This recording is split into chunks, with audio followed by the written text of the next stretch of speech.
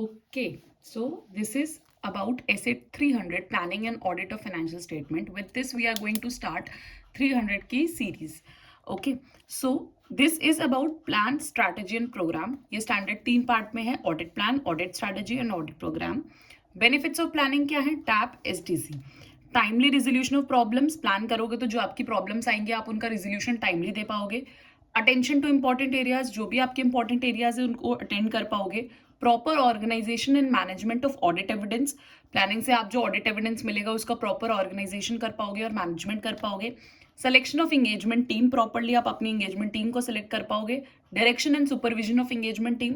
Engagement team जो आप select करोगे उसको प्रॉपरली डायरेक्ट और सुपरवाइज कर पाओगे. और कोऑर्डिनेशन ऑफ वर्क, आपस में जो इंगेजमेंट टीम सेलेक्ट करोगे उनका प्रॉपर कोऑर्डिनेशन ऑफ वर्क है कि नहीं वो सब कर पाओगे.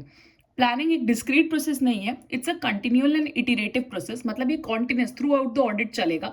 इट्स नॉट डिस्क्रीट कि एक बार आपने प्लानिंग कर लिया एंड देन हो गया. प्लानिंग क्या कंसीडर करता है? General understanding of legal framework. जो भी लीगल फ्रेमवर्क है उसकी आपको अंडरस्टैंडिंग होनी चाहिए. Risk assessment procedures.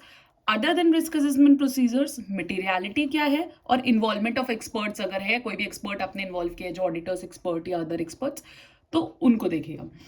फिर कंटेंट्स ऑफ ऑडिट प्लान क्या होते हैं?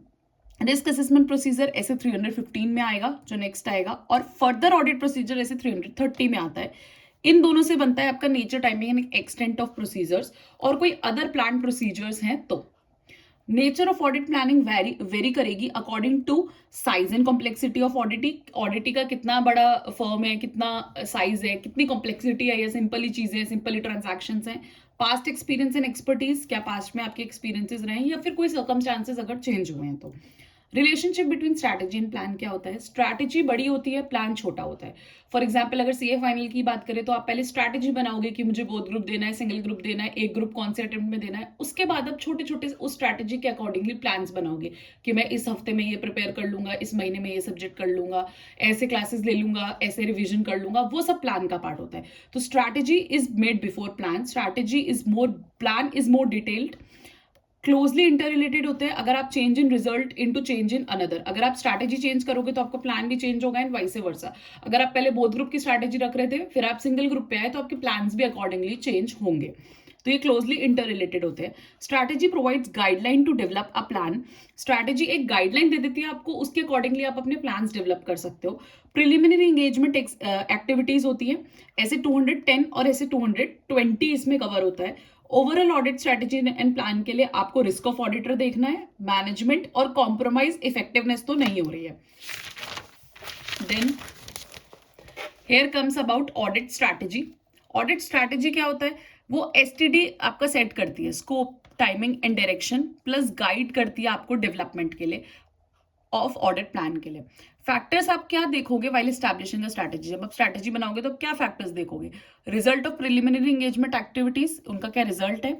कैरेक्टरिस्टिक्स ऑफ ऑडिट, ऑडिट कैसा है. Directing engagement teams effort, engagement team ने जो एफर्ट लगाए हैं. Reporting objectives of engagement team and entity of resources, nature, timing and extent of resources क्या है. अब बेनिफिट क्या होता है ओवरऑल स्ट्रैटेजी का? Employment of qualitative resources, allocation of quantity of resources, quality of resources आएंगे, क्वांटिटी ऑफ रिसोर्सेज आएंगे, timely deployment of resources, अपने रिसोर्सेज को आप टाइमली डिप्लॉय कर पाओगे और मैनेज कर पाओगे, मैनेजमेंट ऑफ रिसोर्सेज. अब आपको डॉक्यूमेंट करना है ऑफकोर्स ऑडिट प्लान को, ऐसे 230 डॉक्यूमेंटेशन, जब मैंने बताया था कि ये ऐसे बार बार आएगा, बहुत जगह आपको इसको रेफरेंस में देना पड़ेगा, तो आपको ऑडिट प्लान को भी डॉक्यूमेंट करना होता है. ओवरऑल ऑडिट क्या क्या डॉक्यूमेंट करोगे? ओवरऑल ऑडिट स्ट्रैटेजी क्या है, उसकी की डिसीजंस क्या है. प्लान है तो nature, timing and extent of RAP and FAP क्या है, risk assessment procedure and further assessment procedure, और अगर कोई सिग्निफिकेंट चेंजेस हैं तो उसके रीजंस क्या है. फिर changes to planning decision. Planning decision में आप अगर कुछ चेंजेस करना चाहते हो, कोई अनएक्सपेक्टेड इवेंट्स आ गए उस वजह से, या कोई कंडीशंस चेंज हो गई उस वजह से, या audit evidence obtain from audit procedure, audit evidence जो ऑब्टेन किया वो ऑडिट प्रोसीजर से उसमें कुछ डिफरेंस है, या फिर डिफरेंस इन्फॉर्मेशन टू अटेंशन, कुछ अलग इन्फॉर्मेशन आपके अटेंशन में आई है जो डिफरेंट है. ठीक है, तो दिस वाज अबाउट, हमने स्टार्टिंग में पढ़ा था ऐसे 300 is about audit plan, audit strategy and audit program. Plan हो गया, स्ट्रैटेजी हो गया, अब ऑडिट प्रोग्राम क्या होता है. ऑडिट प्रोग्राम बेसिकली क्या होता है? Allocate work to team. In simple words, आप अपना काम जो आप अपनी टीम को एलोकेट करते हो, दैट इज ऑडिट प्रोग्राम. इसका फॉर्मुलेशन आप कैसे करोगे, ओवरऑल प्लान देखोगे, साइज ऑफ ऑर्गेनाइजेशन देखोगे, इन्फॉर्मेशन ऑर्गेनाइजेशन के बारे में क्या है वो देखोगे, नेचर ऑफ बिजनेस देखोगे, ठीक है, इंटरनल कंट्रोल प्रोसीजर्स देखोगे, अकाउंटिंग एंड मैनेजमेंट पॉलिसीज देखोगे। अगर आपको ऑल्टर करना है आपका ऑडिट प्रोग्राम, तो आप देखोगे वॉल्यूम ऑफ टर्नओवर इंक्रीज हुई है या फिर कोई एक्स्ट्रा ऑर्डिनरी इंक्रीज आ गया है बुक डेट्स में या स्टॉक्स में, कोई सस्पिशन ऑफ एसेट मिसअप्रोप्रिएशन आ गया है, इंटरनल कंट्रोल इफेक्टिव नहीं थे जब आपने ऑडिट प्रोग्राम बनाया था, इस वजह से आपका ऑडिट प्रोग्राम ऑल्टर हो सकता है। This is about revision of audit plan. आप रिवाइज कब करोगे अपना ऑडिट प्लान, जब एक्सपीरियंस ड्यूरिंग प्रीवियस ऑडिट में आपको कुछ ऐसा एक्सपीरियंस मिला, इंपॉर्टेंट चेंजेस इन बिजनेस हो गए हैं कुछ, या फिर evaluation of internal control for current year है। और ऑडिट एग्जीक्यूशन आप कैसे करोगे, ERTR, execution, risk and control evaluation, testing and reporting. So this is SA 300 planning. If you found it helpful, please like, share and subscribe. Thank you.